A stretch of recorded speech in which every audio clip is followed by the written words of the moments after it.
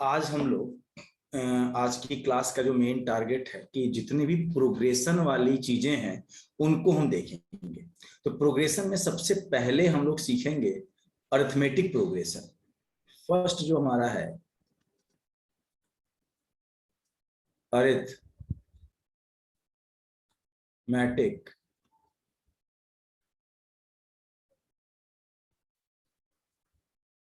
Progression. Arithmetic progression क्या है इसको समझना है। इसके लिए एक स्टेटमेंट मैं बोल रहा हूं कि इफ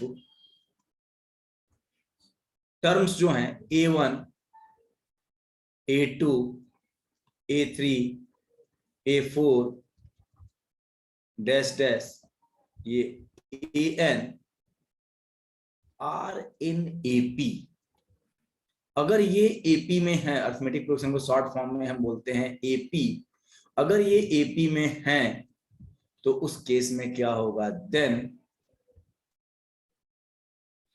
A2 माइनस A1 बराबर होगा A3 माइनस A2, ये बराबर होगा A4 माइनस A3 के, और ये ऐसे ही बराबर होगा AN माइनस AN माइनस 1, जिसको हम बोलते हैं स्मॉल d। ये है आपका कॉमन डिफरेंस, इसे हम कॉमन डिफरेंस के नाम से जानते हैं। अगर A1 A2 A3 A4 AN अगर AP में है तो कंडीशन क्या होनी चाहिए, इस टर्म में से इसका डिफरेंस, इसमें से इसका डिफरेंस, इसमें से इसका डिफरेंस, अगले वाले में से इसका डिफरेंस सेम होना चाहिए, और इस टर्म में से इसके पहले वाले टर्म का डिफरेंस हमेशा सेम होना चाहिए। अगर ये सेम है तो वो टर्म्स आपके बोले जाएंगे कि ये टर्म AP में है।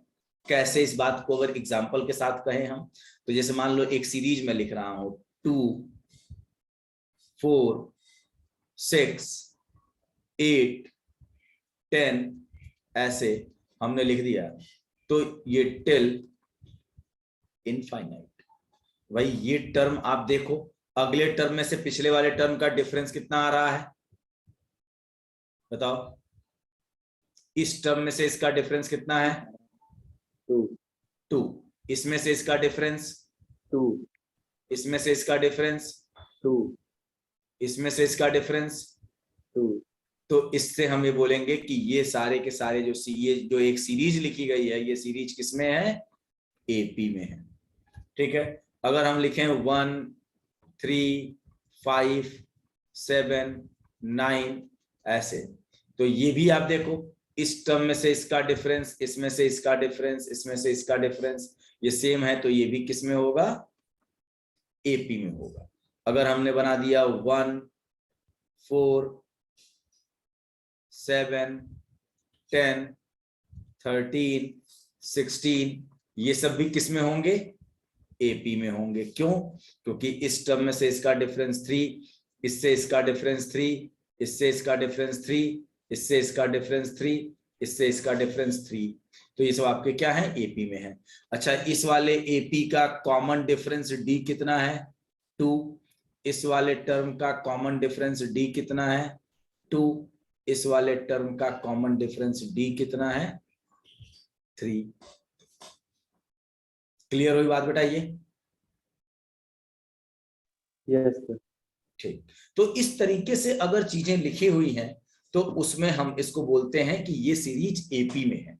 अब जहां से चीजें शुरू हो रही हैं, ये हमारा फर्स्ट टर्म है T1, ये हमारा T2 है, ये T3 है, ये T4 है, वैसे ही ये आपका क्या होगा, TN होगा, nवा term, T1 T2 T3 T4 TN। ठीक है, सिंबॉलिक फॉर्म में हम लोग करते क्या है कि पहले टर्म को T1 को हम बोलते हैं क्या, A, और इसका कॉमन डिफरेंस है, कॉमन डिफरेंस CD, इसको हम बोलते हैं D। तो आप बताओ, T1 अगर A है तो T2 क्या होगा, A प्लस D, क्योंकि A में हम D कॉमन डिफरेंस ऐड कर देंगे, दूसरा हो जाएगा टर्म। T3 क्या होगा, A प्लस 2D कैसे? क्योंकि ये T2 में D ऐड करने पे T3 मिलेगा। ये कैसे? T1 में D ऐड करने पर T2 मिलेगा, और T2 है क्या? A प्लस डी, और उसमें D ऐड करोगे तो A प्लस 2D। वैसे ही T4 जो होगा वो क्या होगा? A plus 3D।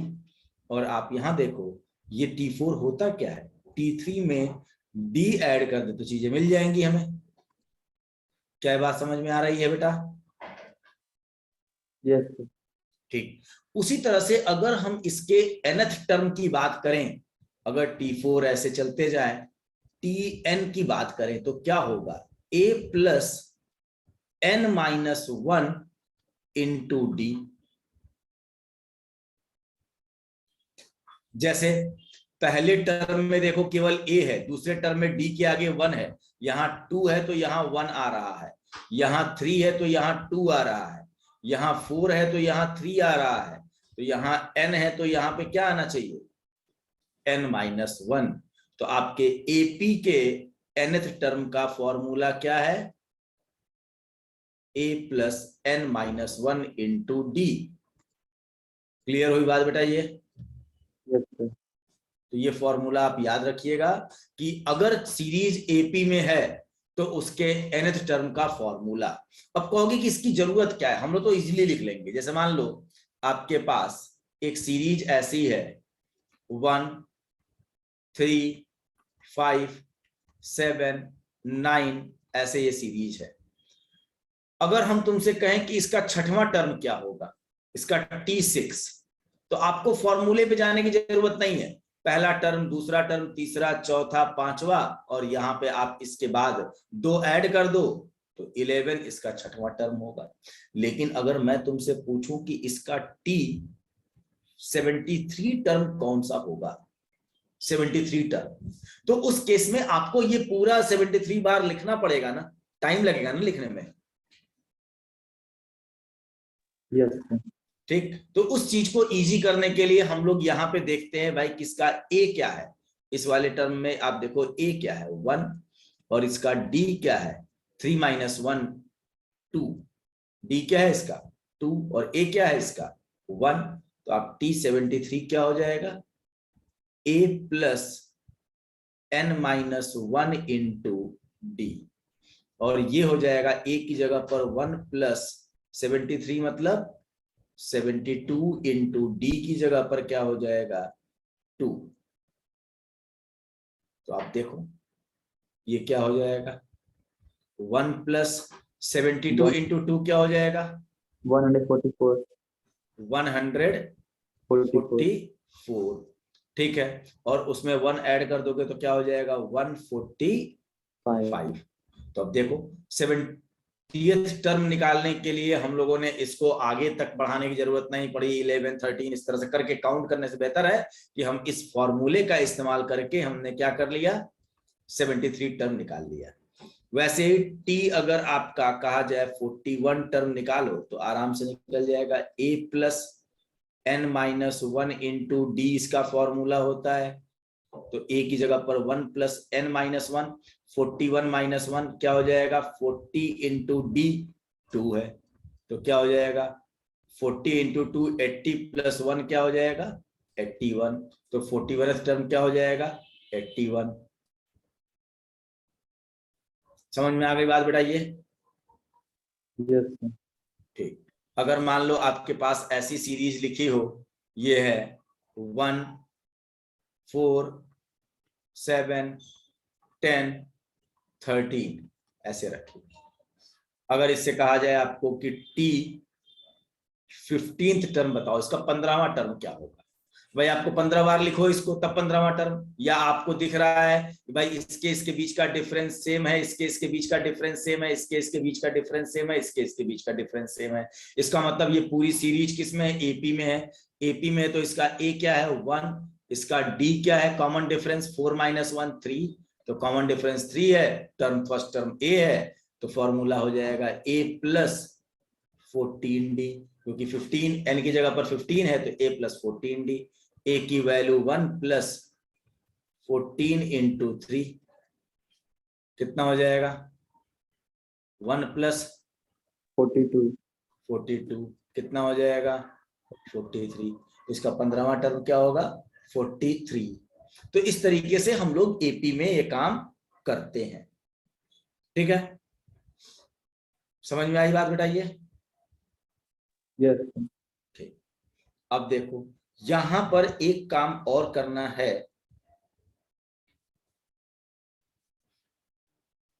और वो काम ये है कि sum of n terms of AP, AP के n टर्म्स का सम क्या होता है? तो एस एन इक्वल टू होता है n/2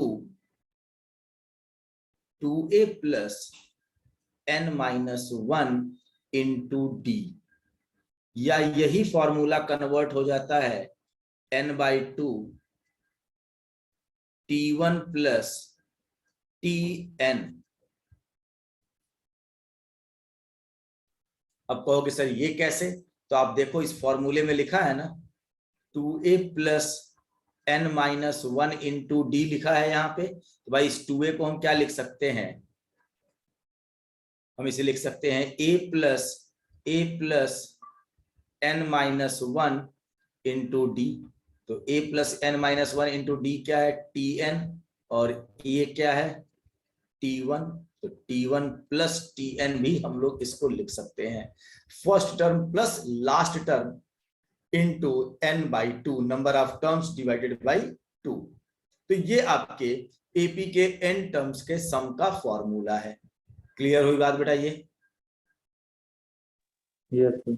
ठीक, तो अब हम कुछ क्वेश्चंस पर काम कर ले रहे हैं, और ये क्वेश्चंस आपको मैथमेटिक्स को भी रिलेट करके इसमें कर रहे हैं कि मैथमेटिक्स भी आपकी यहाँ पर आ जाए, मैथमेटिक्स भी आपकी यहाँ पे इन्वॉल्व हो जाए। पूरी मैथ वाला पूरा पोर्शन भी हम यहीं पर एक साथ डिस्कस कर ले रहे हैं। एक सेकंड बस रुक जाओ।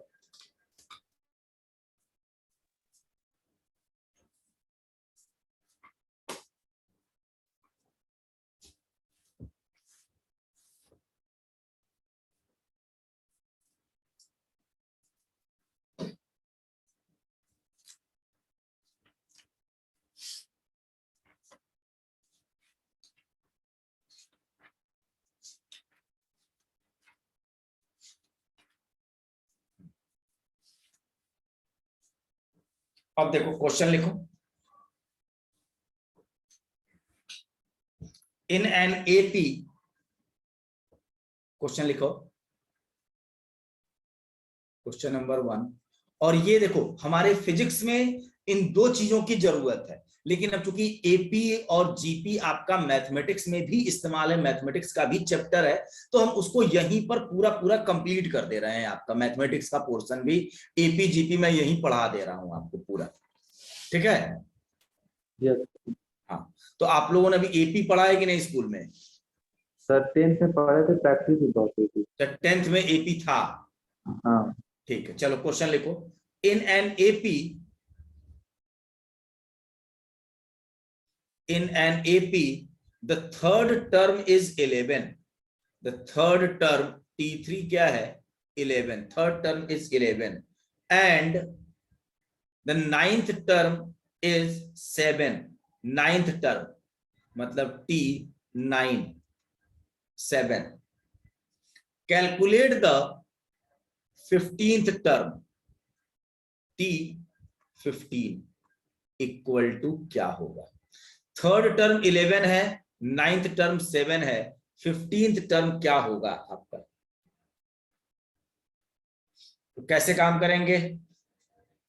मान लो आपका पहला टर्म T1 क्या है A, और कॉमन डिफरेंस क्या है D। अब देखो फॉर्मूला, थर्ड टर्म के लिए फॉर्मूला T3 इक्वल टू क्या हो जाएगा A plus 2D, A plus 2D equal to 11, और T9 ये क्या होगा A plus 8D equal to 7। ठीक है, दो कंडीशन दी गई थी, अगर हम A और D पता कर ले गए तो चाहे जो टर्म पूछेगा वो निकाल सकते हैं। तो दो इक्वेशन मिल गई हमें, दो हमारे पास अननोन है, एक ए है और दूसरा डी है, तो हमारे पास दो इक्वेशन है। हम इसको अगर आपस में सब्ट्रैक्ट कर दें तो क्या हो जाएगा, इस नाइन्थ टर्म में से 7, आंसर 3 आया है। आंसर 3 आएगा, हाँ गुड, ठीक है। तो अगर हम इसमें से इसको सब्ट्रैक्ट कर दें इस वाले टर्म में से, तो क्या आएगा, ये माइनस हो जाएगा, ये माइनस हो जाएगा और ये माइनस, ये तो कैंसिल। अब ये हो जाएगा 2d माइनस 8d, क्या हो जाएगा minus 6d, equal to 11 minus 7 4, तो d इक्वल टू -2/3, d की वैल्यू -2/3 हो गई।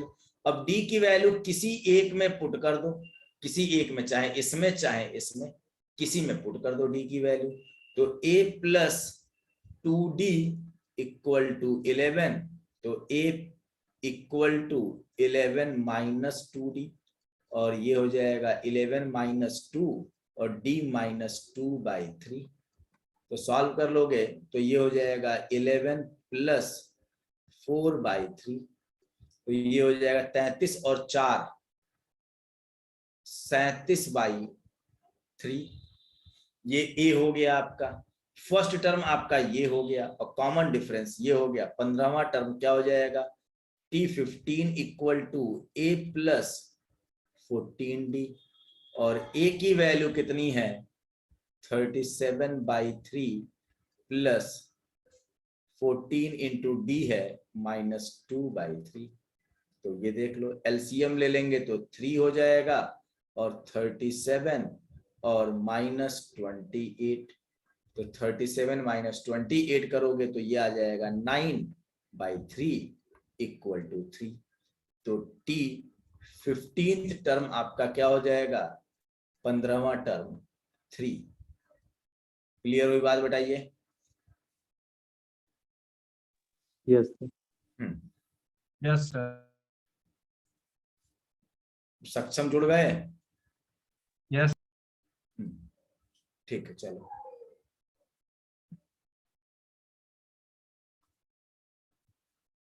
अब देखो क्वेश्चन, आप देखो क्वेश्चन नंबर 2, फिर से क्वेश्चन नंबर 2 है, in the given series,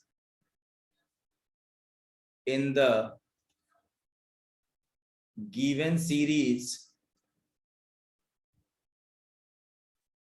1003, 999, 995, 991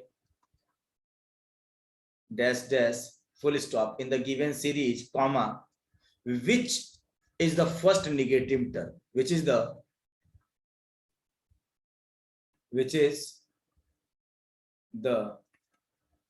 first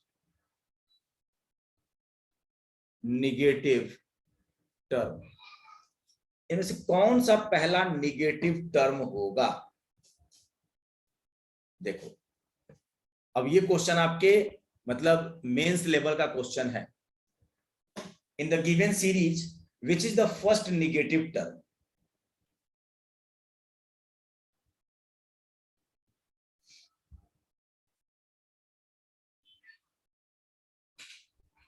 कैसे करोगे इसको, यहां पर इनइक्वलिटी का इस्तेमाल करना पड़ेगा।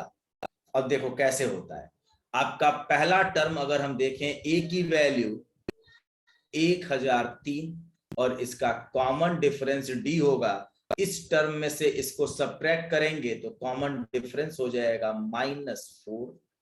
तो मैं बोला इसमें let the tn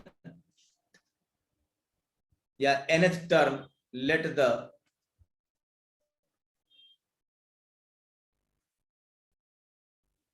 nth term is the first negative term। पहला इसका nवां टर्म निगेटिव टर्म है, पहला निगेटिव टर्म है, ठीक है। तो हमें nth टर्म tn का फॉर्मूला क्या होता है, a plus n - 1 into D, ऐसा होगा। तो a की वैल्यू और d की वैल्यू यहां पर पुट करके देखो। a की वैल्यू है 1003 प्लस n-1 इंटू डी की जगह पर -4। अब अगर ऐसा करोगे तो क्या आ जाएगा, 1003 माइनस 4n प्लस 4 ऐसा आएगा। और इसको सॉल्व करोगे तो क्या आ जाएगा, -4n प्लस 1007 tn होगा। बोलो बेटा। Yes sir. Yes. ठीक है। अब बोला जा रहा है कि ये इसका tn nth टर्म निगेटिव है, इसका मतलब कंडीशन क्या होगा, tn लेस देन 0 होना चाहिए। tn जो टर्म आया है, जो वैल्यू आई है, वो 0 से छोटा होना चाहिए, तभी तो निगेटिव होगा। तो हम क्या लिख दें इसमें, -4n प्लस 1007 लेस देन 0। तो यहां पर हम इसको लिख सकते हैं, माइनस दोनों तरफ मल्टीप्लाई कर दें। अगर माइनस मल्टीप्लाई करते हैं दोनों तरफ तो इनइक्वलिटी अपने साइन को चेंज कर देता है, जो लेस है वो ग्रेटर हो जाता है। क्या ये बात पता है? मैथमेटिक्स में पहला दूसरा चैप्टर पढ़े हो कि नहीं अभी स्कूल में? No, sir. Straight line start करते। अच्छा, स्ट्रेट लाइन स्टार्ट कर दिया था। चलो ठीक है। अगर मान लो आपके पास इधर कोई a है और ऐसे लिखा है लेस देन b, तो अगर हम दोनों साइड में माइनस से मल्टीप्लाई कर दें तो ये -a जो होगा वो ग्रेटर देन -b हो जाएगा। करके देख लो। अगर हम ये कहें कि जो 4 है वो लेस देन 8 है, दोनों तरफ माइनस से मल्टीप्लाई करो तो एक होगा -4, एक होगा -8। तो अब -4 और -8 में कौन बड़ा हो गया, -4 बड़ा है ना।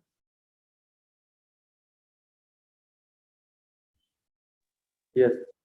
समझ में आई बात? तो जब भी हम कभी इनइक्वलिटी के दोनों साइड में जो टर्म है उसमें माइनस से मल्टीप्लाई करते हैं तो इनइक्वलिटी अपने साइन को चेंज कर देता है। अगर वो ऐसा होता है तो चेंज होके इस तरह से हो जाता है, अगर ये ऐसा है तो चेंज होके ऐसा हो जाएगा। तो आप बताओ, इधर हमारे पास -4 है, -4n है और +1 1007 है, लेस देन 0, दोनों तरफ माइनस से मल्टीप्लाई कर दो तो क्या हो जाएगा, 4n माइनस 1007 ग्रेटर देन 0 हो जाएगा। ऐसा होगा? Yes sir. ठीक है। तो यहां से हम बोल सकते हैं कि 4n, और इसको साइड को उधर लेके चले जाओ। जब हम किसी नंबर को एक इनइक्वलिटी के एक साइड से दूसरे साइड तक ले जाते हैं तो उस समय इनइक्वलिटी में कोई साइन में चेंज नहीं होता है। तो 4n क्या होगा, ग्रेटर देन 1007। 1007। ठीक। अब बेटा दोनों साइड में 4 एक पॉजिटिव नंबर है, डिवाइड कर दो तब भी इनइक्वलिटी चेंज नहीं होगा।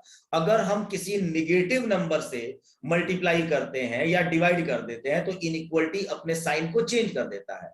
हमें चाहिए n की वैल्यू ना, कौन सा टर्म है जो निगेटिव आ रहा है, पहले n निकाले। तो हमारे पास n के आगे 4 है और 4 पॉजिटिव है, दोनों तरफ 4 से डिवाइड कर दिया तो n greater than 1007 divided by 4। थोड़ा 1007 डिवाइडेड बाई 4 करो तो कितना आ रहा है बताओ। 1000 को 4 से डिवाइड करोगे तो कितना आ जाएगा, 250। 251.75 251.75। n की वैल्यू पूछी जा रही है कि कौन सा टर्म निगेटिव होगा। तो बेटा n की वैल्यू तो इससे ये आ रही है 251.75। तो भाई इसका मतलब 250th टर्म जो आपका है, ये 51th टर्म, ये तो पॉजिटिव होगा ना। और इसके बाद 252th टर्म ये क्या होगा, निगेटिव, क्योंकि ये तो कोई टर्म है ही नहीं। 251.75 की आई n की वैल्यू कि अगर इसको निगेटिव होना है तो n की वैल्यू 251.75 से बड़ा होना चाहिए। अब 251.75 हमारे टर्म तो इंटीजर होते हैं ना, चाहे वो पहला टर्म होगा, दूसरा टर्म होगा, तीसरा टर्म होगा, चौथा होगा, 50वां होगा, 60वां होगा, 251.75वां टर्म तो हो नहीं सकता है। तो भाई हमारी कंडीशन ये मिल गई कि n की वैल्यू 251.75 से बड़ा होना चाहिए। तो इससे जस्ट बड़ा टर्म क्या होगा, n इक्वल टू 252। इसका मतलब 252th टर्म आपका निगेटिव टर्म होगा, फर्स्ट निगेटिव टर्म होगा। अब उसकी वैल्यू निकाल दो, t 252 a plus 251 into D, और d की वैल्यू क्या है, आप ऐसे लिख लो ऐसे। तो a की जगह पर 1003 प्लस 251 इंटू डी की जगह पर आपका क्या है -4। सॉल्व करके बता दो कि क्या आएगा वो।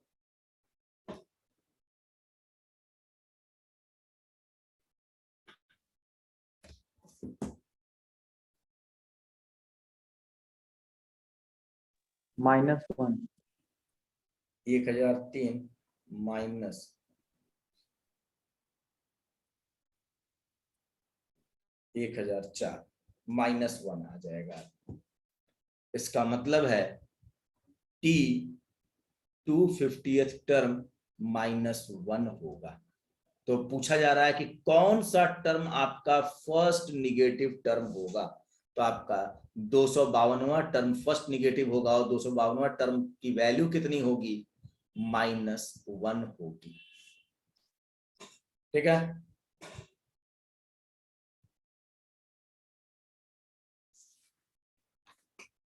समझ में आ गई बात, बताइए। Yes, sir. ठीक, अब हम लोग एपी की कुछ प्रॉपर्टीज पढ़ेंगे। एपी का एक तो सम का फॉर्मूला सीख लिया था, और एक उसका nth टर्म का फॉर्मूला। अब हम एपी की कुछ प्रॉपर्टीज पढ़ेंगे। आपका कुछ प्रॉपर्टीज जब है तो हम उसको लिखेंगे स्टैंडर्ड टाइप का, ऐसे। ठीक है, तो आप स्टैंडर्ड 1 क्या है, आप देखो कि लेट, क्वेश्चन ऐसे लिखो, let there are 2 APs with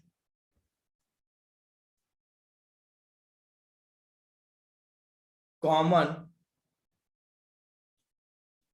difference as D1 and D2। दो एपी हैं जिनका कॉमन डिफरेंस, एक का D1 है दूसरे का D2 है। Then the terms common to these two APs, then the terms common to these two APs also form an AP। अगर उन दोनों एपीज में कुछ कॉमन टर्म आ रहा है तो उन कॉमन टर्म से अगर हम एक सीरीज बनाए तो वो भी एपी होगा, विथ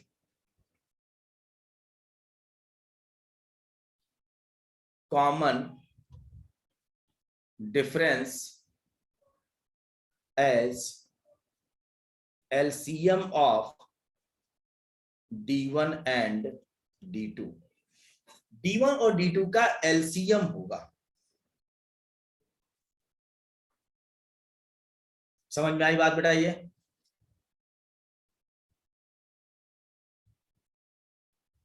अब देखो, जैसे मान लो मैं एक टर्म लिख रहा हूं 1 3 5 7 9 11 13 15 17। भाई इसमें बताओ इसका कॉमन डिफरेंस D1 कितना है, 2 है ना।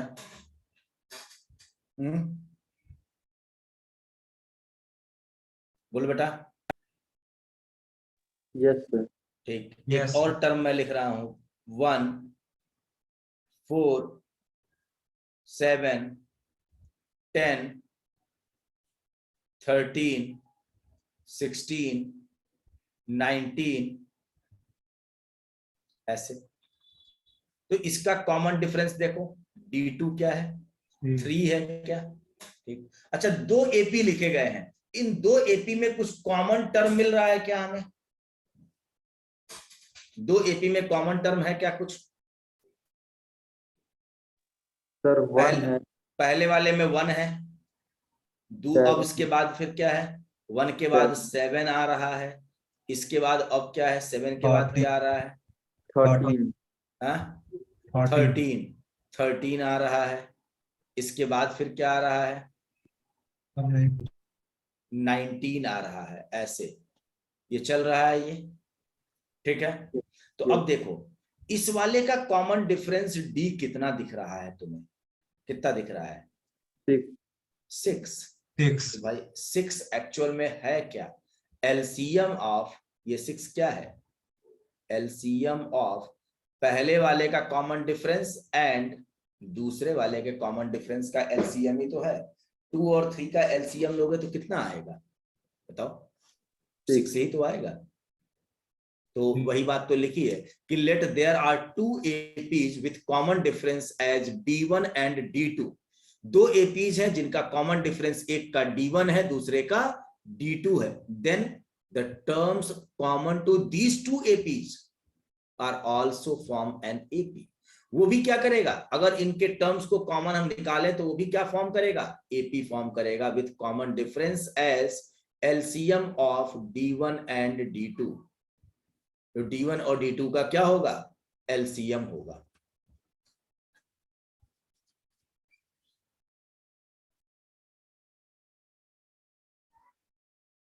ठीक है। Yes sir. अब देखो कुछ ऐसे ही फिर स्टैंडर्ड की हम बात करते हैं।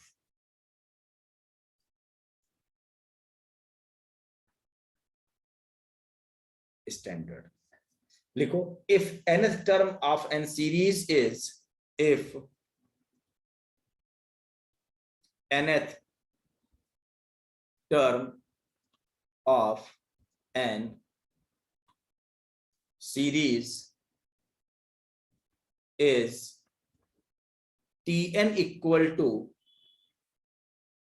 Pn plus Q,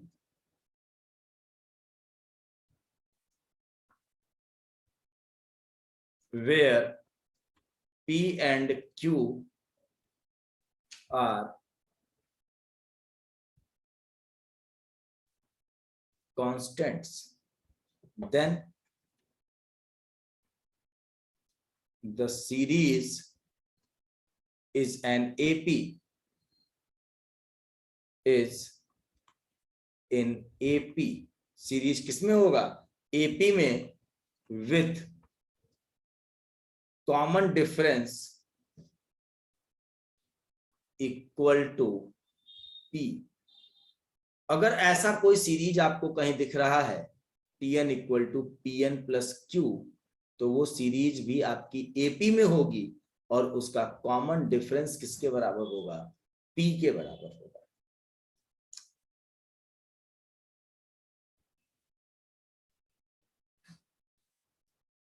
ठीक है, समझ में आ गई बात बेटा ये? Yes sir. ठीक है, अब इस पर क्वेश्चंस करते हैं हम लोग।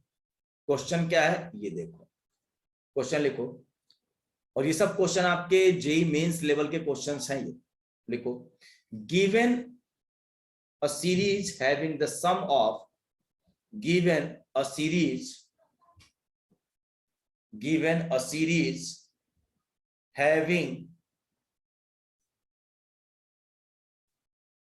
having the sum of n terms as Sn equal to 3n square plus 5n। एक सीरीज है जिसके n टर्म्स का सम है 3n square plus 5n। Which term, full stop के बाद लिखना, which term of this series is equal to 122।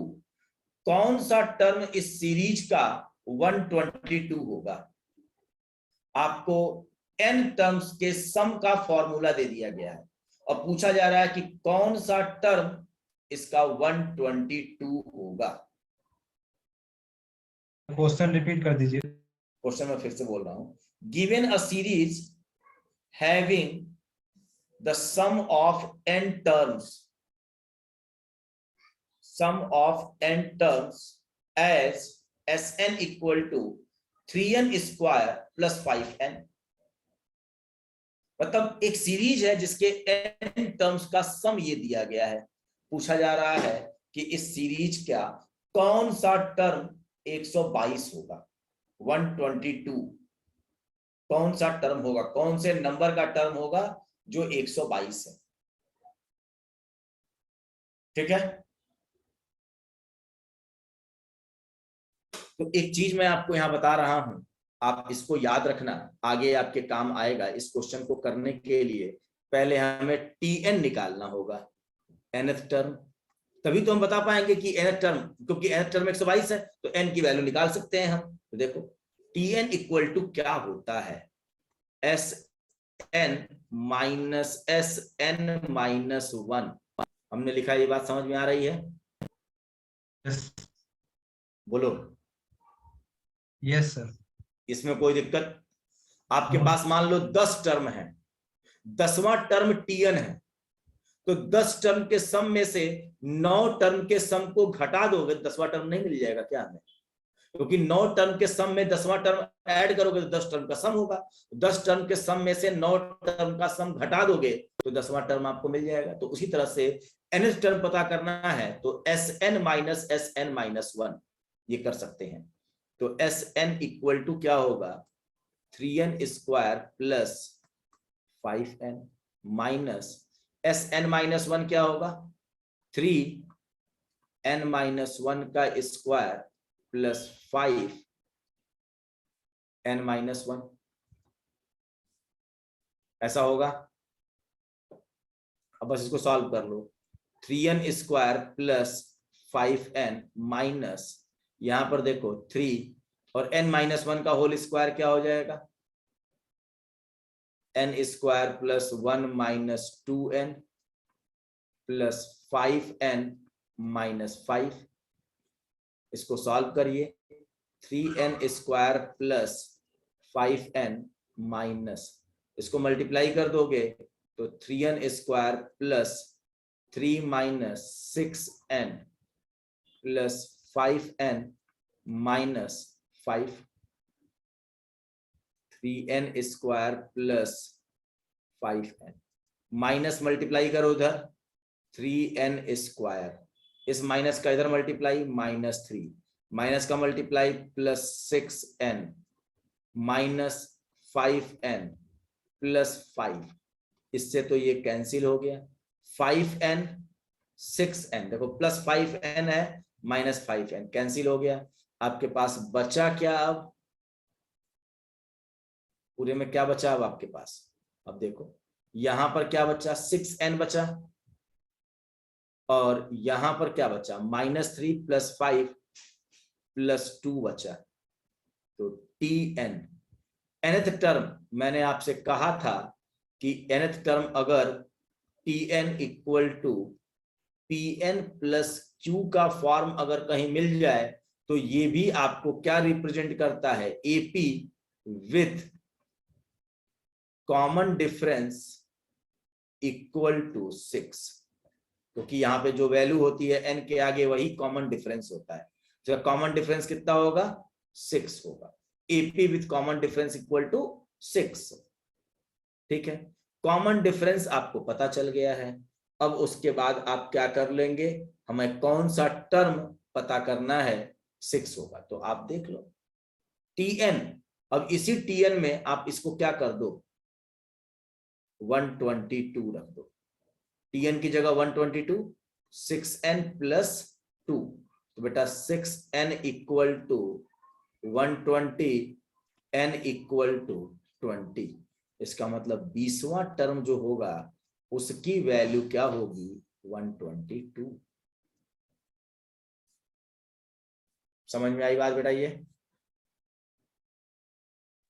Yes.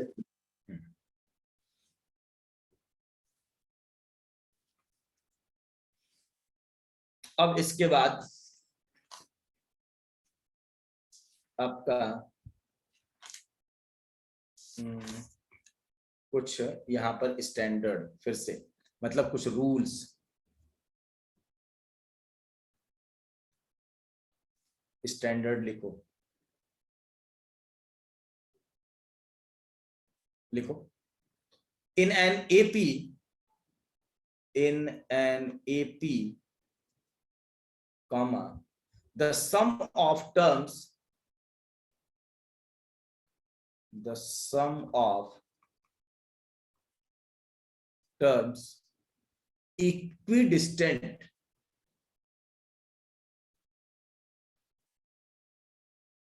equidistant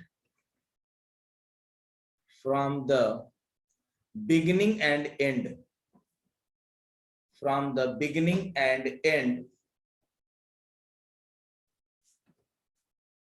from the beginning and the end is constant.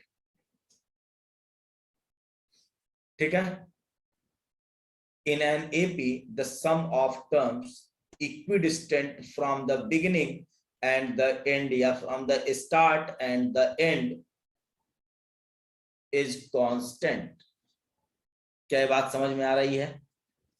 जैसे मान लो आपके पास एक सीरीज है 2, 4, 6, 8, 10, 12, 14, 16, 18, 20। अब ये टर्म कितने हैं कोई दिक्कत नहीं है, इससे मतलब नहीं है। ये आपने यहां से लेके यहां तक 2 से लेके 20 तक टर्म लिखा, तो equidistant term from the beginning and the and. तो बिगिनिंग से पहला टर्म क्या है 2, एंड से पहला टर्म क्या है 20, इन दोनों का सम क्या होगा 22। देखो बराबर होगा। यहां से सेकेंड टर्म क्या है 4, और यहां से सेकेंड टर्म अंत से क्या है 18, 18 + 4 ये भी क्या होगा 22। यहां से थर्ड टर्म क्या है 6, और यहां से थर्ड टर्म क्या है पीछे से 16, ये भी किसके बराबर होगा 22। यहां से फोर्थ टर्म क्या है 8, और यहां से फोर्थ टर्म क्या है 14, और 14 + 8 आपका 22। यहां से फिफ्थ टर्म क्या है 10, और यहां से फिफ्थ टर्म क्या है 12, और 10 + 12 भी क्या होगा 22। क्लियर हुई बात बेटा? ये तो जो बात यहाँ पर बोली गई है, एपी की ये प्रॉपर्टी होती है कि स्टार्ट से एक टर्म और एंड से जो टर्म है इक्विडिस्टेंट है, स्टार्टिंग पॉइंट से और एंड पॉइंट से। तो वो इक्विडिस्टेंट टर्म का सम हमेशा इक्वल होता है। ठीक है? यस ठीक। अब तुम कहोगे कि सर ये तो टर्म आपके, मान लीजिए कि टर्म यहाँ पर इधर 5 थे और इधर 5 थे, कुल मिला के आपके पास 10 टर्म है। अगर कोई ऑड नंबर में टर्म हो तब क्या होगा, इसी को ऑड कर दो ना, 2, 4, 6, 8, 10, 12, 14 ऐसे कर दो उसके बाद। अब 7 टर्म है, तो इधर से देखो पहला टर्म 2 है, इधर से पहला टर्म क्या है 14, 14 और 2 कितना होगा बेटा, इसको ऐड करेंगे तो कितना होगा 16, इसको और इसको ऐड करेंगे तो क्या होगा 12 और 4 16। बेटा इसको और इसको ऐड करेंगे तो क्या होगा 16।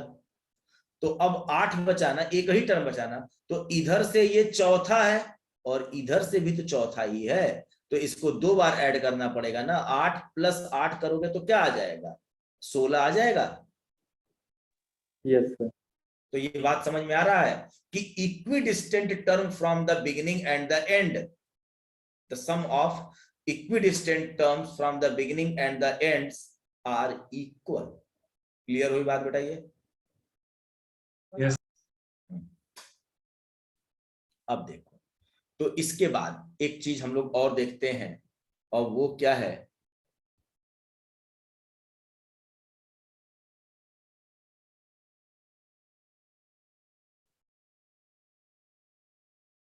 चलो एक क्वेश्चन पहले करते हैं इस पर, अच्छा सा क्वेश्चन एक करते हैं। क्वेश्चन लिखो, इन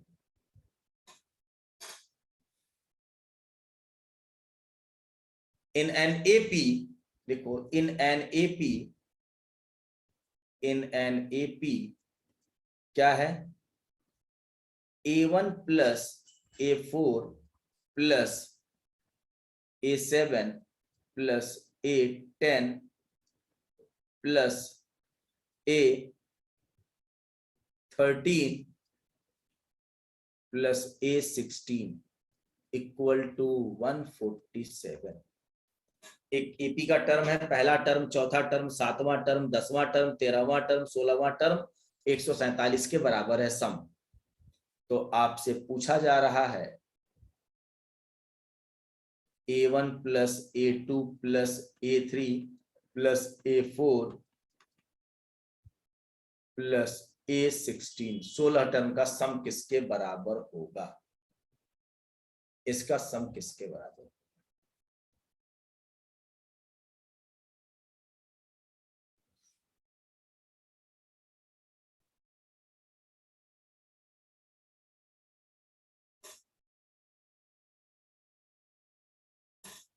बताओ कैसे किया जाए इसको?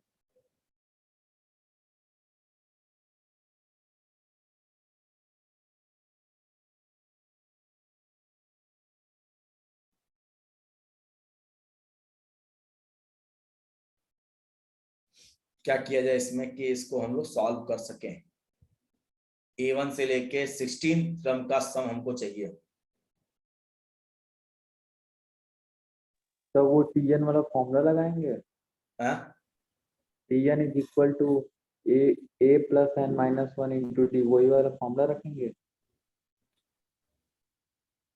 n/2 a plus 2a plus n minus 1 into D. नहीं, हाँ, जैसे यहाँ पे a2 है तो a2 की जगह हम रखेंगे a प्लस डी, a1 है तो सिर्फ a रखेंगे, a3 है तो a प्लस 2d, ऐसे करें। ऐसे कर सकते हो, लेकिन क्या आपको कुछ मिलेगा वहां पर? ये देखो ना, उसमें एक अननोन तो आपका ए हो जाएगा, दूसरा अननोन डी हो जाएगा। आपको ये दिया है और ये पूछा जा रहा है। E1 के बाद देखो, पहले टर्म के बाद 2 टर्म गायब है, 4 के बाद फिर आपका 2 टर्म गायब है, 5 और 6 7वां है, 7वें के बाद फिर 8वां 9वां नहीं है, 10वां है, 11वां 12वां नहीं, 13वां है, 14वां 15वां नहीं है, 16वां है। ऐसे दिया गया है आपका।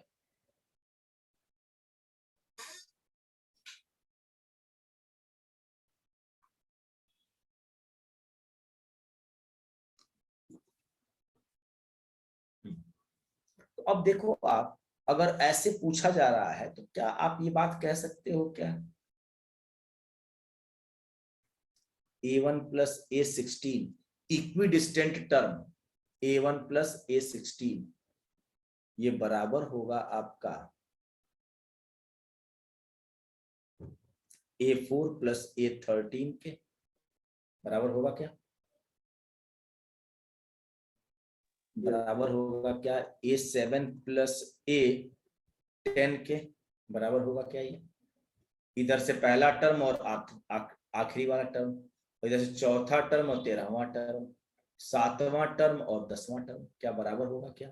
ये टर्म और ये टर्म इस पूरे सीरीज में, इस वाले में क्या इक्विडिस्टेंट टर्म है?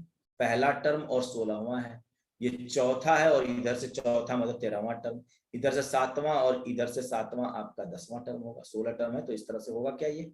अगर आपको लिखना है तो पूरा लिख लो, A1 A2 A3 A4 A5 A6 A7 A8 A9 A10 A11 A12 A13 A14 A15 A16, ऐसे कर लो।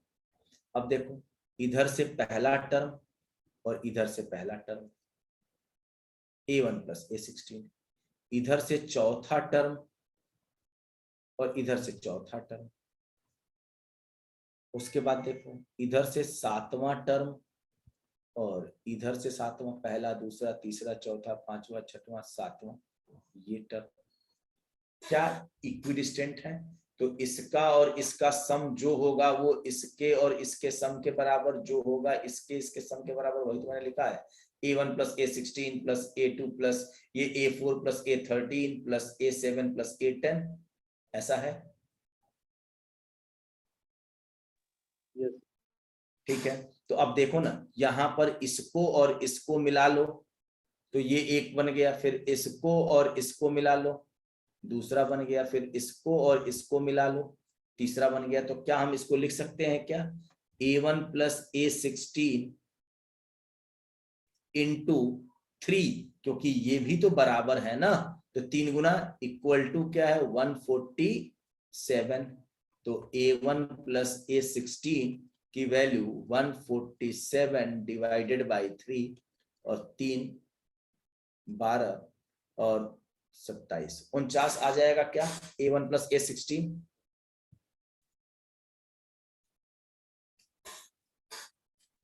बोलो ठीक। अब अगर ऐसा आ गया और आपको 16 टर्म का सम पता करना है तो Sn इक्वल टू n/2, और हमें मालूम है ना पहला टर्म प्लस nवा टर्म लास्ट टर्म, यही तो होता है। तो n कितने टर्म है आपके 16, तो S16 इक्वल टू 16/2, और साथ में पहला टर्म मतलब A1 प्लस 16वां टर्म ऐसे, तो 16/2 8 इंटू इसकी वैल्यू है 49, तो 49 इंटू 8 कितना हो जाएगा 392। 392। तो 16 टर्म का सम आपको समझ में आ गया कैसे निकला ये। यस। ठीक, अब देखो इसके बाद क्या है आपका स्टैंडर्ड। अगला फॉर्मूला क्या है कि अगर XYZ इस AP में है, if XYZ are in AP, अगर XYZ किसमें है AP में है, तो भाई Y minus X equal to Z minus Y होना चाहिए क्या। इसमें से इसको घटाने पर इसमें से इसको घटाने बराबर होना चाहिए, Y minus X is equal to Z minus Y होना चाहिए। यस। तो क्या 2y इक्वल टू, इसको इधर कर दो तो x प्लस जेड भी होना चाहिए। यस। तो y इक्वल टू क्या होना चाहिए x प्लस जेड बाई 2, ऐसा होना चाहिए। यस। ठीक, तो इस y को बोला जाता है y is the AM of x and z। दो नंबर है x और z, उसका AM क्या होता है y है। क्या बात समझ में आई। इसको हम लोग ऐसे बोलते हैं y is the AM of x and z। ठीक है। यस। तो अब इस बात को याद रखना, y is the AM of x and z ये रहेगा। जैसे मान लो आपसे कहा जा रहा है ऐसे, एक नंबर है 2, एक नंबर है 5, इसके बीच में एक ऐसा नंबर इंसर्ट करो 2 और 5 के बीच में कि वो तीनों नंबर AP में हो जाए। तो आपको वो नंबर कौन सा इंसर्ट करना चाहिए, आपको y, ये आपका x है और ये आपका z है, इसके बीच में कौन सा नंबर इंसर्ट करना चाहिए y equal to x plus Z by 2, और ये हो जाएगा 2 प्लस 5/2, मतलब ये हो जाएगा 7/2, ये 3.5। तो आपका क्या हो जाएगा 2, 3.5, 5। अब देखो तीनों नंबर क्या AP में आपको दिख रहे हैं 2, 3.5 एंड 5।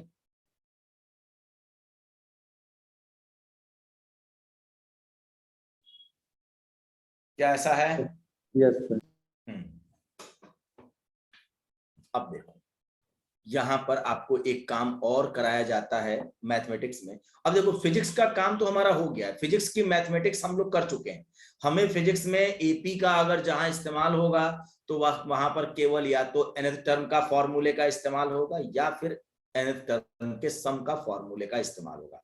बाकी ये जो काम करा रहा हूं मैं आपको, आपके मैथमेटिक्स का ये चैप्टर एपी कंप्लीट कर दे रहा हूं, जिससे कि आपका मैथमेटिक्स का भी एक पोर्शन, एक चैप्टर आपका कंप्लीट हो जाए आज ही। ठीक, अब यहां पर आपका फिर से स्टैंडर्ड है। स्टैंडर्ड क्या है कि introduction of AMs between two number A and B. Standard ये है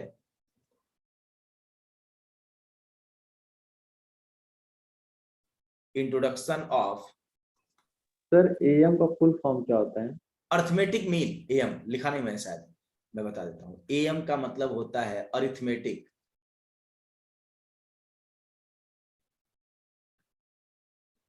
मीन, मतलब दो नंबर के बीच का अर्थमेटिक मीन। मतलब अर्थमेटिक मीन वो नंबर होता है ना जो दो नंबर्स को ऐड कर दिया जाए, उसके बीच में इंसर्ट कर दिया तो तीनों नंबर एपी में हो जाएंगे। जैसे introduction of AMs between two numbers A and B. दो नंबर ए और बी के बीच में हमें एएम इंट्रोड्यूस करना। कहा जा रहा है कि दो नंबर्स के बीच में 10 एएम बनाओ, 15 एएम लगाओ, जिससे कि सारे के सारे ये आपके क्या हो जाए, एपी में आ जाए। ठीक है, तो आपका पहला नंबर ए है, दूसरा आपका ये पहला arithmetic mean A1, A2, A3, A4। अब देखो इस तरह से क्या हो जाएगा, AN, B। हमने ए और बी के बीच में एन अर्थमेटिक मीन्स लगाए हैं। समझ में आई बात बेटा ये? तो अब ये बताओ, ये तो आपके कितने मीन्स हैं, एन है ना, और एक टर्म ये है और एक टर्म ये है, तो टोटल टर्म कितने हो गए, n+2 टर्म हो गए। तो t n+2 इक्वल टू क्या होगा, b, और ये किसके बराबर होगा, a + n-1 इंटू डी। और n-1 नहीं, n+1, क्योंकि n+2 है ना, तो n+2 - 1 करेंगे तो क्या आ जाएगा, n+1 इंटू डी के बराबर। ठीक है, तो बेटा यहां से d इक्वल टू क्या आएगा, b - a अपॉन n+1। ये आपका फॉर्मूला हो गया d का। और d का फॉर्मूला अगर आपका बन गया ये, तो आप बता दो a1 क्या होगा, a1 equal to a + d। a2 क्या होगा, अब कहोगे सर a1 क्यों a + d होगा, भाई a1 क्या है, दूसरा टर्म है, a2 क्या है, तीसरा टर्म है, a3 क्या है, चौथा टर्म है, क्योंकि पहला टर्म तो 1 है, a है, और a4 क्या है, पांचवा टर्म है, an क्या है, ये आपका n+1वां टर्म है, और b क्या है, n+2वां टर्म है। तो a2 क्या होगा, a + 2d, थर्ड टर्म है ना a2, इसलिए a + 2d। an क्या होगा, ar क्या होगा, a + rd, आरवां टर्म इसका। क्लियर हुई बात बेटा ये? तो ऐसे याद रखेंगे इसका आरवां टर्म ऐसे इंसर्ट करने के लिए। अब क्वेश्चन यहां पर क्वेश्चन से देखते हैं। क्वेश्चन है insert 9 AIIMS between two numbers 2 and 22। insert 9 AMs between 2 and 22। 2 और 22 के बीच में 9 AM इंसर्ट करिए। तो आपको पहले क्या निकालना पड़ेगा, D निकालना पड़ेगा। 9 इंसर्ट करना है ना, तो आप देखो A+1, 9+1 आना चाहिए यहाँ पे, तो आपका पहले D निकालो। D equal to B - A upon n+1। तो आप देखो ये वैल्यू आपकी A है और ये वैल्यू आपकी B है, तो क्या हो जाएगा, B - A 22 - 2 अपॉन n+1, 9 + 1 10। तो ये हो जाएगा 20/10 इक्वल टू 2। तो D आपका क्या हो जाएगा, 2, और पहला टर्म आपका क्या है, 2 है। तो आप देख लो इंसर्ट कैसे करोगे, 2 11 होगा। 4 अच्छा अच्छा 4 6 8 10, 12, 14, 16, 18, 20, 22। तो आप देख लो 9 AM हो गए कि नहीं, यहां से लेके यहां तक। ऐसे देख लो 1 2 3 4 5 6 7 8 9 और 2 पहले से थे, 2 और 22।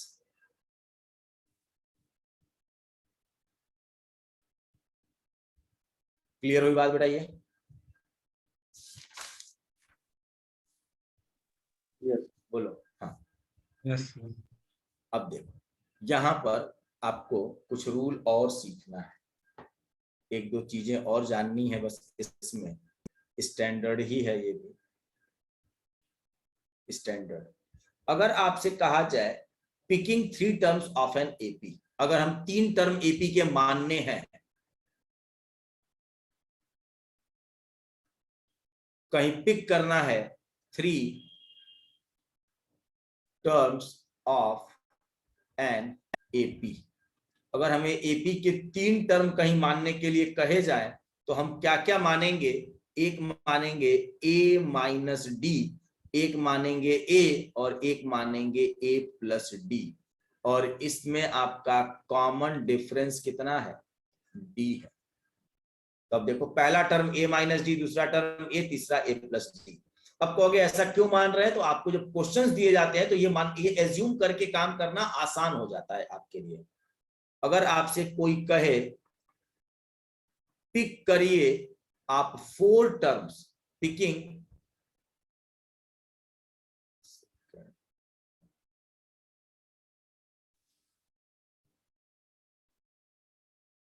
Picking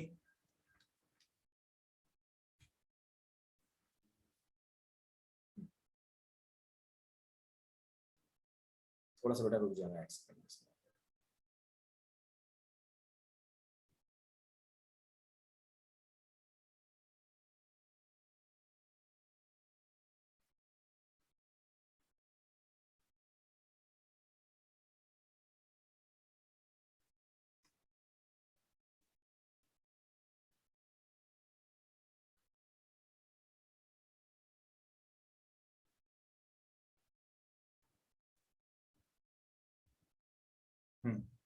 picking 4 terms of an AP, AP के हमें 4 टर्म पिक करने हैं।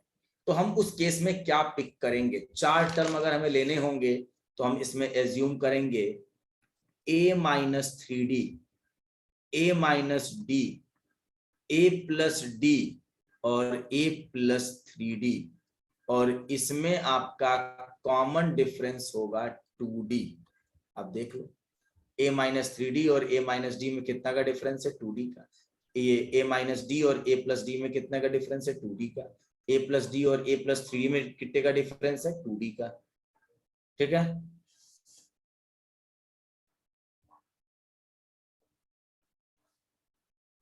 अब इसके बाद इसमें एक चीज और बस केवल सीखनी होती है कि if some constants, some constant is added, subtracted,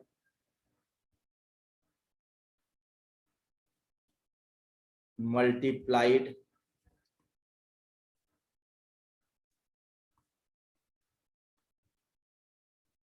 divide. अगर हम किसी कांस्टेंट से कांस्टेंट ऐड कर दें, सब्ट्रैक्ट कर दें, मल्टीप्लाई कर दें, डिवाइड कर दें, in each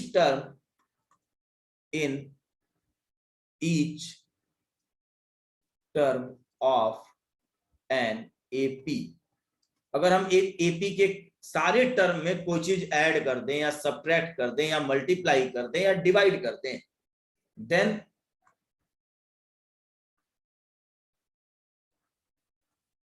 resulting series is still in an AP. तो रिजल्टिंग सीरीज आपकी फिर भी एपी में ही रहेगी। अगर किसी नंबर से ऐड कर दें, मल्टीप्लाई कर दें, सब्ट्रैक्ट कर दें, डिवाइड कर दें, तो भी आपका जो रिजल्टिंग सीरीज होगा वो एपी में ही होगा। क्लियर हुई बात बेटा? ये यस। ठीक।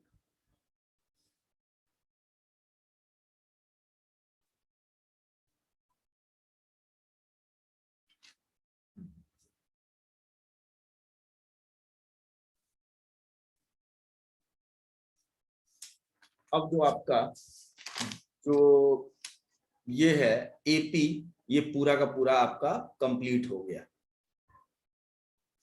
अब हम बात करेंगे जियोमेट्रिक प्रोग्रेशन की, जीपी की।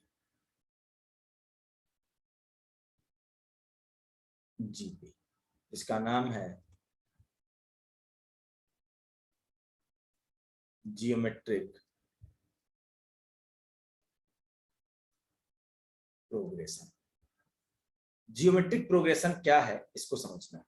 If A1, A2, A3, A4, AN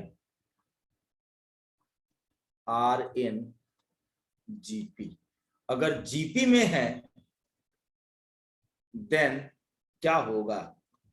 A2 by A1 equal to A3 upon A2 equal to A4 upon A3 equal to AN upon AN minus 1।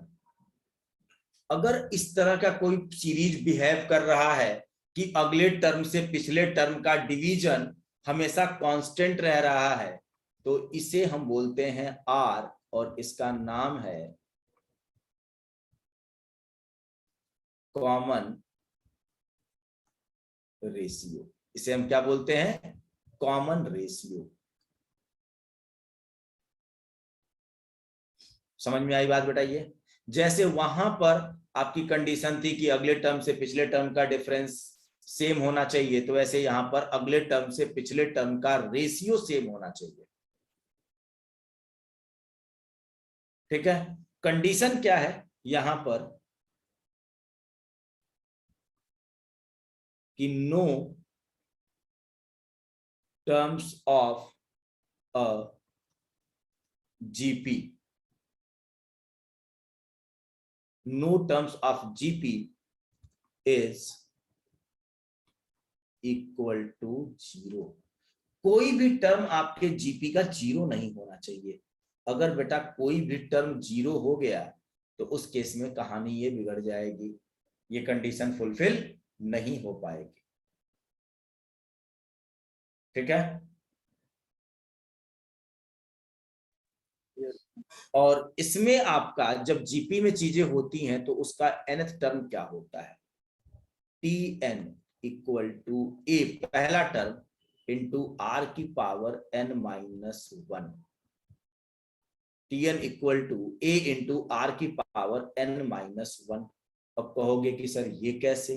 तो आप देखो यहां से मैं इस बात को यहां लिख दे रहा हूं ऐसे, A Tn equal to A into are की पावर n माइनस 1। आप बताओ A2 इक्वल टू क्या होगा? A1R होगा। A3 इक्वल टू क्या होगा? A2R होगा क्या? A4 इक्वल टू क्या होगा? A3R होगा क्या? कहोगे सर ये कैसे? तो हमने इसको यूज किया और इसको यूज कर लिया, तो ये लिख दिया। इसको यूज किया और R को यूज किया तो ये लिख दिया। इसको यूज किया और इसको यूज किया तो ये लिख दिया। क्या बात समझ में आ रही है? A1 आपका पहला टर्म है, तो अब A2 को हम क्या लिख सकते हैं?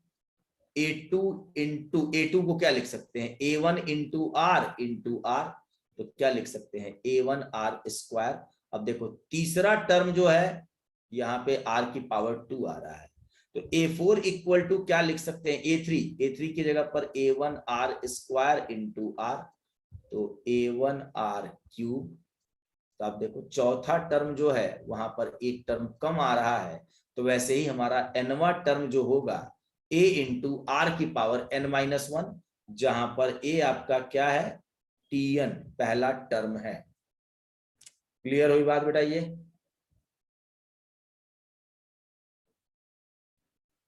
यस। ठीक। अब देखो इसके बाद ये तो आपका nth टर्म का फॉर्मूला हो गया। अब अगर हम बात करें कि इसके n टर्म्स का sum of n terms of GP, हाँ, sum of n terms of GP, GP के n टर्म्स के सम का फॉर्मूला ये जो होता है Sn equal to a into are की पावर n-1 अपॉन r-1। कब होगा? जब r ग्रेटर देन 1 है और इस Sn की value a into 1 minus r की power n upon 1 minus r होगा। कब? जब r लेस देन 1 होगा। और Sn equal to n into a होगा जब r इक्वल टू 1 होगा। और जब r 1 है तो पहला टर्म, दूसरा टर्म, तीसरा टर्म, चौथा टर्म, पांचवा टर्म सब तो इक्वल हो जाएंगे ना, क्योंकि रेशियो सबका क्या है, 1 है। तो उस केस में अगर आपके पास n टर्म है तो a n बार, तो कितना हो जाएगा, na। क्लियर हुई बात बेटा? ये यस। ठीक। Yes. अब इसके बाद sum of n terms of the GP, ये वाली चीज आपको ग्रेविटेशन में, इलेक्ट्रोस्टैटिक्स के क्वेश्चन में इस्तेमाल करना होगा, क्योंकि वहां पर जो क्वेश्चंस बनते हैं वो सब जीपी में आते हैं। ठीक, उसी तरह से अब हम बात करना है कि sum of infinite terms of GP, यहां पे मैं लिख देता हूं sum of infinite terms of GP, GP के इनफाइनाइट टर्म्स का सम। अब देखो अगर मान लो आपके पास ऐसा टर्म है, एक a है, एक AR है, एक AR square, AR cube till infinite तक, तो आपका सम जो होगा वो क्या होगा, S इनफाइनाइट। S इनफाइनाइट की वैल्यू क्या होगी, इनफाइनाइट के बराबर इफ आपका जो R है वो R किसके बराबर है, अगर आपका R 1 से बड़ा है। तो आप बताओ अगला टर्म जो होगा पहले टर्म से बढ़ता जाएगा, बढ़ता जाएगा, बढ़ता जाएगा, और इनफाइनाइट तक जाएगा तो वो टर्म खुद ही इनफाइनाइट हो जाएगा। तो S इनफाइनाइट की वैल्यू क्या होगी, इनफाइनाइट। अब देखो S इनफाइनाइट की value a upon 1 minus r होगा इफ r की वैल्यू -1 से बड़ी हो और 1 से छोटी हो। जब -1 से 1 के बीच में होगा तो उस केस में आपका अगला टर्म पिछले वाले टर्म से छोटा होगा। जो भी टर्म होगा अगला वाला पिछले वाले से छोटा होगा, होते होते होते होते वैल्यू 0 तक जा सकती है। जब 0 तक जाएगी तो हम इन सारे टर्म्स का ऐड करेंगे तो कुछ फाइनाइट वैल्यू मिलेगी। तो हमें ये वाला फॉर्मूला जो है ना, इनफाइनाइट टर्म्स का सम, ये आपको याद रखना होता है। ठीक है, तो S इनफाइनाइट क्या होगा, a upon 1 minus r। Clear हुई बात बेटा? ये Yes. ठीक। अब इसके बाद इसमें, अब इसके हम क्वेश्चंस भी करेंगे अगली क्लास में, अगर हम क्वेश्चंस में देखते हैं क्वेश्चंस भी करेंगे। और आप देखो जैसे इसका कुछ स्टैंडर्ड, जैसे वहां पर स्टैंडर्ड था एपी का, वैसे ही जीपी का स्टैंडर्ड है। लिख लो जीपी का standard. In a GP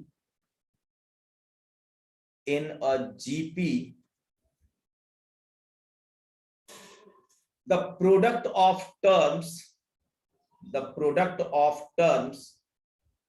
equidistant, the product of terms equidistant from both ends, equidistant from both ends is constant, is constant. अगर आपके पास ऐसे टर्म है A1, A2, A3, A4, AN-1, AN अगर ऐसे हैं तो इक्विडिस्टेंट टर्म, ये टर्म और इस टर्म का मल्टीप्लीकेशन A1 AN बराबर A2 AN-1 बराबर A3 AN-2 बराबर A4 AN-3, ऐसे सब आपका इक्वल होगा। क्लियर? अब कहोगे सर इसका एग्जांपल दें, तो पहले मैं एपी का एक जीपी का एक सीरीज बना रहा हूं, 1 2 4 8 16 32। अब देखो यहां से ये टर्म, यहां से ये टर्म। अब देखो इसमें इसको डिवाइड करो 2, इसमें इसको डिवाइड करो 2, इसमें इसको डिवाइड करो 2, इसमें इसको डिवाइड करो 2, इसमें इसको डिवाइड करो 2, तो आपका ये पूरा जीपी में है। ये जीपी में है तो सबसे स्टार्ट का टर्म 1 और एंड का टर्म 32, मल्टीप्लाई करोगे क्या आएगा 32। इसको देखो 2 और 16 मल्टीप्लाई करो क्या आएगा 32। यहाँ पे 4 है, यहाँ 8 है, मल्टीप्लाई करोगे क्या आएगा 32। इसका मतलब इक्विडिस्टेंट टर्म्स का जो प्रोडक्ट होता है वो क्या होगा, इक्वल होगा। ठीक, सेम उसी तरह से अगर आपके पास x, y और z standard x, y, z are in GP, तो क्या हो जाएगा y by x equal to z by y, ऐसा होना चाहिए। यस। ठीक है, तो यहां से आपको दिख रहा है कि y square equal to zx, ऐसा हो रहा है, y square equal to zx। Clear? Yes. y square equal to zx, और यहां से हम y equal to under root zx लिख सकते हैं। तो y क्या होता है, y is the GM of x and z। x और z का y क्या है, GM है, जियोमेट्रिक मीन है x और z का। ठीक है,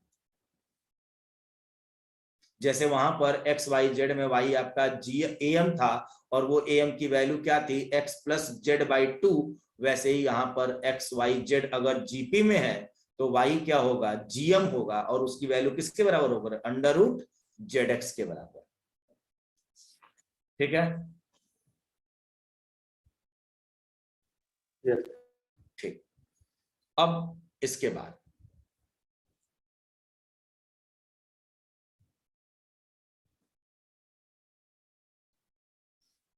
स्टैंडर्ड फिर क्या है, अगर हमें मान लीजिए कि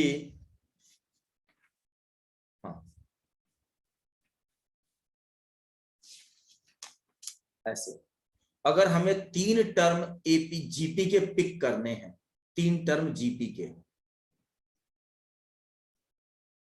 picking of 3 terms of GP, अगर जीपी के हमें 3 टर्म पिक करने हैं तो हम क्या क्या पिक करेंगे, हम पिक करेंगे a by R, a and A R, 3 ऐसे पिक करेंगे।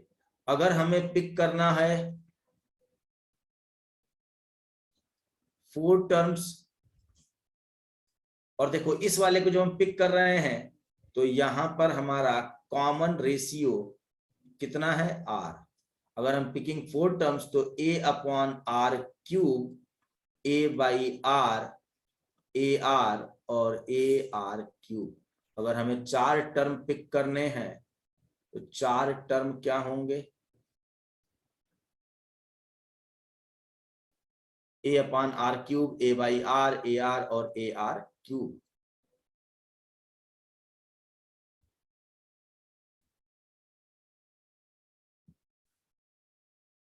क्लियर हुई बात? बताइए, जैसे वहां पर था सेम वैसे ही यहां पर भी रहेगा। ठीक, बोलिए। Saksham? Yes Yes, sir. Ankur? Ankur? Yes sir. तो अब देखो, इसमें मैंने आपको एपीजीपी की जितनी प्रॉपर्टीज थी वो मैंने आपको बता दिया। अब क्या करना, तुम अपने एनसीईआरटी की बुक उठाना और वहां पर एपीजीपी वाली एक्सरसाइज पूरी कंप्लीट कर जाना। वहां एचपी भी होगा, तो एचपी अब चूंकि मैथ में करना है उसे, लेकिन एपी और जीपी जो कि हमें फिजिक्स में जरूरत थी, तो मैंने एपी जीपी दोनों को बहुत क्लियरली इसमें बता दिया, सारी चीज में बता दी हमने एपी और जीपी की। तो आप उसको पहले उसके एक्सरसाइज के क्वेश्चंस करना, जो न आए उन क्वेश्चंस को तुम बस केवल फोटो क्लिक करके हमें व्हाट्सएप कर देना कि ये वाला क्वेश्चन सर हमें नहीं आ पा रहा है, एपीजीपी वाली एक्सरसाइज का। ठीक है, समझ में आ गई बात? और उसको हम अगली क्लास में डिस्कस कर देंगे, तो उन लोगों के मैथमेटिक्स के 2 चैप्टर एपी और जीपी कंप्लीट हो जाएंगे आपके ऐसे ही। हमें लग रहा है प्रोग्रेशन में ही एपी जीपी और एचपी दिया होगा, तो एपी और जीपी तुम्हारा हम इसी तरह से मैथमेटिक्स का वो टॉपिक पूरा का पूरा कंप्लीट कर देंगे।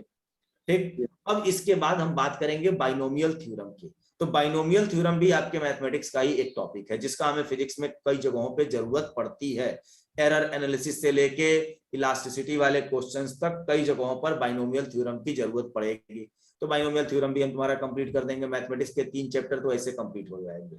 इसके बाद आपको मैथमेटिक्स का हम कैलकुलस का पूरा डिफरेंशिएशन इंटीग्रेशन कंप्लीट कर देंगे। जैसे ही ये चीज हो जाए, हाँ, एक क्लास में वो हो जाएगा। कौन सा? ये कैलकुलस इंटीग्रेशन? नहीं नहीं, एक क्लास नहीं लगेगा उसमें, कम से कम 4 क्लास लगेगी, 3 से 4 क्लास लगेगी उसमें। हाँ, बेसिक पूरा इस तरह से कंप्लीट कर देंगे जिससे कि अब ये रहे कि भाई बेसिक की जरूरत अब आपको नहीं पड़ेगी, बस सारी चीजें बेसिक मैथमेटिक्स की हम यहाँ पर कंप्लीट कर देंगे। इवन आप लोगों को मैथमेटिक्स में जब कैलकुलस शुरू करेंगे तो कैलकुलस में कई चीजें मैं बता दूंगा आपको, क्योंकि तुम लोग को मैथमेटिक्स के अकॉर्डिंग काम करना है। नीट का क्वेश्चन नहीं सॉल्व करना है, जेईई मेंस एडवांस का करना है। तो उसके लिए आपको पूरी चीज ग्राफ से लेके मैं सब कुछ बता दूंगा। ग्राफ पहले सिखाएंगे कि किस किस फंक्शन का क्या क्या ग्राफ होता है। इसके बाद ग्राफ का ट्रांसफॉर्मेशन भी सिखाएंगे आपको हम, कौन से ग्राफ का ट्रांसफॉर्मेशन कैसे करते हैं। इसके बाद फिर आएंगे डिफरेंशिएशन पे, फिर उसके बाद इंटीग्रेशन पे, तब जाके आपका बेसिक मैथमेटिक्स खत्म होगा। इसका इतना करने के बाद अगली क्लास में बाइनोमियल थ्योरम कंप्लीट कर देंगे, और बाइनोमियल थ्योरम भी मतलब कायदे से कर देंगे, जितनी चीजें आपके सिलेबस में हैं उतना कंप्लीट कर देंगे हम। तो बाइनोमियल थ्योरम हो जाएगा। इसके बाद तब तक इसके क्वेश्चंस कुछ डिस्कस कर देंगे हम आपको, एएमजीएम वाले मतलब एपीजीपी वाले। तो ये अगला क्लास ये रहेगा। इसके बाद हम शुरू कर देंगे सीधे अपना अब ट्रिग्नोमेट्री। तो ट्रिग्नोमेट्री जो होगी वो एक क्लास में ट्रिग्नोमेट्री में काम हो जाएगा आपका। ठीक है, जितनी बेसिक चीजें हैं वो एक क्लास के अंदर हो जाएंगी, ट्रिग्नोमेट्री हो जाएगा। उसके बाद फिर ट्रिग्नोमेट्री के बाद हम शुरू करेंगे कैलकुलस, जिसमें आपका हम ग्राफ से बात करेंगे, स्ट्रेट लाइन, फिर पैराबोला, और उसके बाद फिर इक्वेशंस, मतलब ग्राफ की कैसे शिफ्टिंग की जाती है, कैसे ग्राफ को इंटरचेंज करते हैं, वो सारा चीज डिस्कस करेंगे। फिर तब आएंगे डिफरेंशिएशन पे, उसके बाद आएंगे इंटीग्रेशन पे, तब आपकी जाके बेसिक मैथमेटिक्स कंप्लीट होगी। ठीक है, बेसिक मैथमेटिक्स कंप्लीट होने में जहां तक मुझे लग रहा है कि आपका ये मान के चलो कि 10 से 15 तारीख तक हो जाएगा। और इसके बाद इसी में आपका जून के अंदर ही वेक्टर कंप्लीट करेंगे, और वेक्टर के बाद यूनिट एंड मेजरमेंट शुरू करेंगे। चाहे तो वेक्टर हम बाद में भी कर सकते हैं, लेकिन ये एक मैं चाह रहा हूं कि वेक्टर भी आपका एक साथ ही कंप्लीट करके खत्म करें। तो मैथमेटिक्स का भी पोर्शन वेक्टर होता है, उसको कंप्लीट कर लेंगे। फिर हम लोग पहले चैप्टर पे आ जाएंगे, यूनिट एंड मेजरमेंट पे। ठीक, उसके बाद फिर यूनिट मेजरमेंट के बाद motion in straight line, motion in plane, laws of motion, rotation, आपका ग्रेविटेशन, पहली बुक खत्म। दूसरी बुक में आपका फ्लूइड मैकेनिक्स है, उसके बाद फिर आपका प्रॉपर्टी ऑफ मैटर है, उसके बाद थर्मोडायनेमिक्स है, और लास्ट में वेव एंड एसएचएम है। तो वो आपकी चीजें कंप्लीट हो जाएंगी। ये मान चलो कि दिसंबर तक ये सब खत्म हो जाएगा सारी चीज। ठीक, ठीक है, चलो तो क्लास हम ऑफ कर रहे हैं ना अब। ठीक।